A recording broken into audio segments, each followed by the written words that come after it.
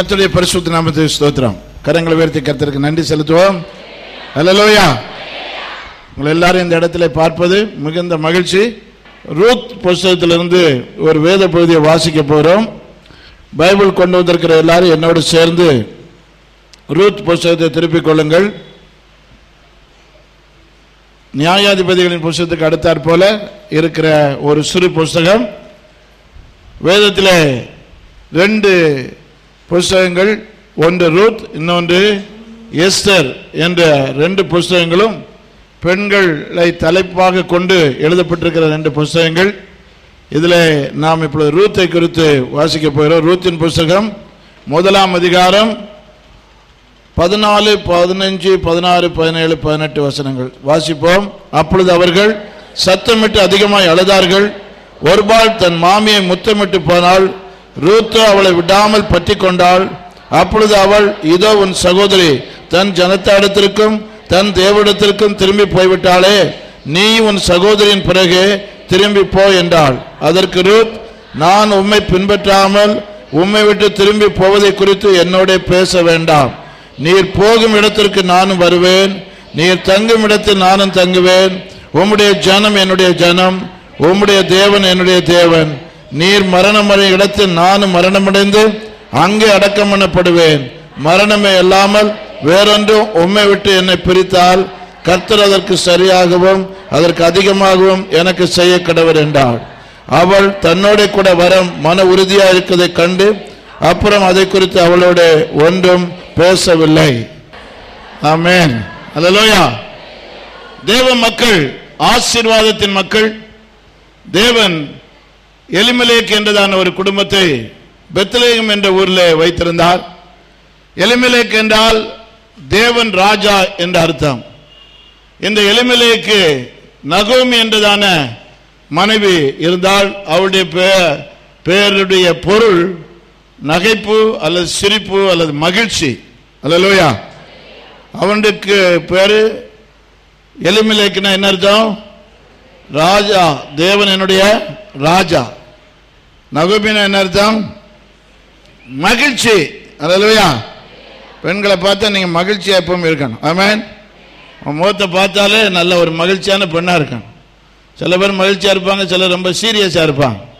நீங்க சீரியஸா இருக்க வேண்டிய நேரத்தில் சீரியஸா இருக்கணும், மகிழ்ச்சியா இருக்க வேண்டிய நேரத்தில் மகிழ்ச்சியா இருக்கணும். அல்லேலூயா. இவர்கள் பெத்லெகேம் என்ற ஊரில் வாழ்ந்து வந்தார்கள். பெத்லெகேம் என்றால் அப்பத்தின் வீடுன்னு அர்த்தம், ஹவுஸ் ஆஃப் பிரெட். ஆண்டவருடைய சகல ஆசீர்வாதங்களை நிறைந்த ஒரு பட்டணமாக இருந்தது. இந்த ஊருக்கு பல தடவை நான் போயிருக்கிறேன். இதற்கு இன்னொரு பேர் எப்பிராத்தா. எப்பிராத்தா என்றால் ஃப்ரூட்ஃபுல், கனி நிறைந்த ஊர் என்ற அர்த்தம். அப்பத்தின் வீடு, கனி நிறைந்த ஊர். மிக ஆசீர்வதிக்கப்பட்டதான ஒரு இடத்துல இந்த குடும்பம் வாழ்ந்து வந்தார்கள்.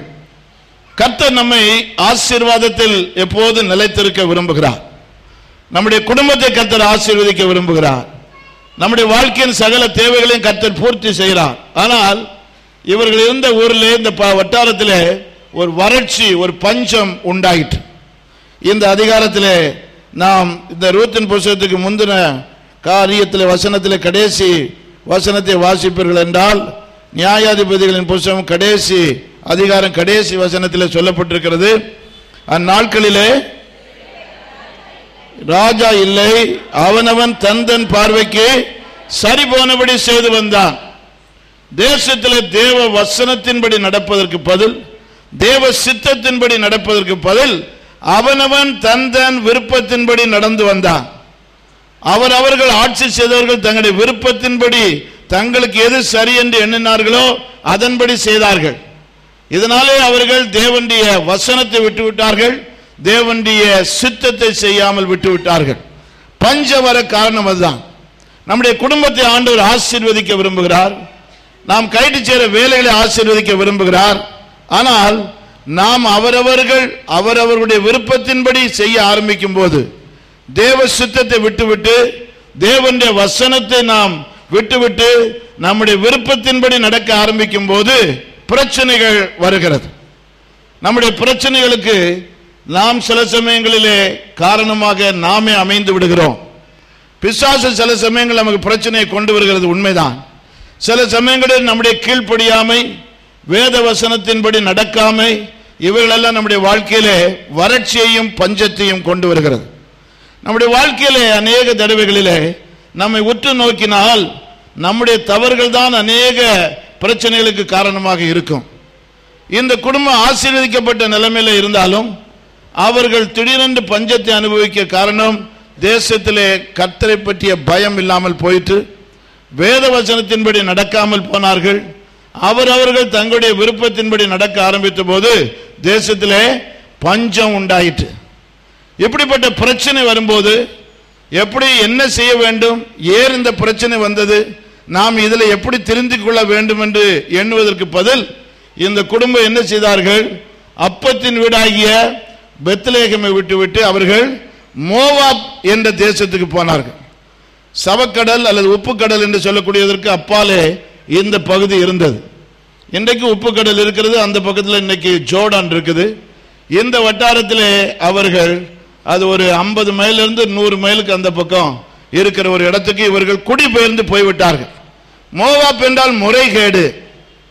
இவர்கள் அப்பத்தின் வீட்டை விட்டுவிட்டு பிரச்சனை வந்தபோது பிரச்சனைக்கு பரிகாரம் என்ன, அதிலே நாம மனம் திரும்ப வேண்டும், நாம் நம்மை சரி செய்து கொள்ள வேண்டும் என்பதற்கு பதில் அவர்கள் இந்த பிரச்சனையிலிருந்து தப்பித்து ஒரு முறைகேட்டிற்குள்ளே போனார்கள். வாழ்க்கையில் நாம பிரச்சனைகள் வரும்போது எப்படி நடந்து கொள்கிறோம் என்பது முக்கியம். குடும்பத்தில் எல்லாம் ஆசீர்வாதமாய் நடக்கும் போது எல்லாம் நல்லா தான் இருக்குது.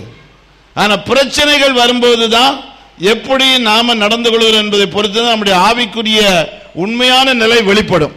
கரங்களை வர்த்தி ஆமென் சொல்லுங்க. எல்லா காரியங்களும் நல்லா நடக்கும்போது எல்லாம் நல்ல விசுவாசிகள் தான், எல்லாம் நல்ல தேவ பிள்ளைகளாக தான் தெரிவார்கள். குடும்பத்தில் பிரச்சனை, சபையில் பிரச்சனை, சமுதாயத்தில் பிரச்சனை வரும்போது நாம எப்படி நடந்து கொள்கிறோம் அதுதான் உண்மையான நிலைமை நமக்கு வெளிப்படுத்தும். வாழ்க்கையில் இவர்களுக்கு பிரச்சனை வந்தபோது பிரச்சனைக்கு மனம் திரும்புவதற்கு பதில் பிரச்சனையிலிருந்து தப்பித்து அவர்கள் இன்னொரு இடத்துக்கு போக ஆரம்பித்தார்கள். முறைகேட்டுக்குள்ள போனார்கள். மோவாப் என்றால் முறைகேடு. மோவாப்பை பற்றி தெரியும், அந்த சாதி எப்படி வந்தது, அம்மோனியர் மோவாபியர் எப்படி வந்தார்கள் என்று தெரியும். ஒரு முறைகேட்டிற்குள்ளே அவர்கள் போனார்கள். பஞ்சம் பிழைப்பதற்காக அவர்கள் ஒரு விக்கிர ஆராதனை நிறைந்த ஒரு பகுதியை தெரிந்து கொண்டார்கள். தேவனுடைய வசனத்துக்கு முரண்பட்ட ஒரு வாழ்க்கையை தெரிந்து கொண்டார்கள். உங்களுடைய வாழ்க்கையில பிரச்சனைகள் வரும்போது நீங்கள் சரி செய்து கொள்ள வேண்டிய காரியம், உங்கள் வாழ்க்கையில முதல்ல உற்று நோக்க வேண்டும். இந்த பிரச்சனை, இந்த குடும்ப பிரச்சனைக்கு காரணம் என்ன, எங்க குடும்பத்தில் உள்ளதான இந்த வியாதிக்கு அல்லது இந்த பண பிரச்சனைக்கு அல்லது இந்த போராட்டத்திற்கு காரணம் என்ன என்று நம்மை ஆராய வேண்டும். காரணம் ஆண்டவர் நம்மை எப்போது ஆசீர்வதிக்கிற தேவன். ஆண்டவரை விட்டு விலகி போய் ஒரு ஆசீர்வாதத்தை பெற்றுக் கொள்ளலாம் என்று ஒருபோது எண்ணக்கூடாது. ஆண்டவரிடத்தில் இல்லாத ஒரு ஆசீர்வாதத்தை பிசாசு தர முடியாது. எத்தனை பேர் ஒத்துக்கொள்கிறீர்கள்? இன்றைக்கு கர்த்தரை விட்டு விலகி போனால் சில ஆசீர்வாதங்கள் இருப்பது போல தெரியும். அவை ஆசீர்வாதங்கள் எல்லாம் சாபத்துக்கு வழிகள். என்ன பிரச்சனைகள் வந்தாலும், என்ன இக்கட்டுகள் வந்தாலும் நாம் மனம் திரும்பி கர்த்தருக்குள்ளே இருக்க பார்க்க வேண்டுமே ஒழிய நமக்கு வரக்கூடிய பிரச்சனைகளை பரிகரிப்பதற்கு பிசாசை தேடி போக முடியாது, போகக்கூடாது.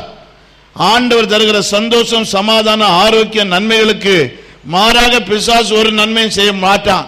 இவர்கள் அங்கே மோவாப்புக்கு போனார்கள். மோவாப்புக்கு போகும்போது அவர்கள் வாழ்வடைந்தார்களா? இல்லை. அந்த மோவாப்பிலே அவர்களுடைய வாழ்க்கை இன்னும் மிக மோசமான நிலைமை அடைந்தது. அவர்களுக்கு 2 பிள்ளைகள் இருந்தாங்க. ஒருத்தன் பேர் என்ன பேரு? மக்லோன்னு சொன்னா வியாதி. இன்னொரு பையன்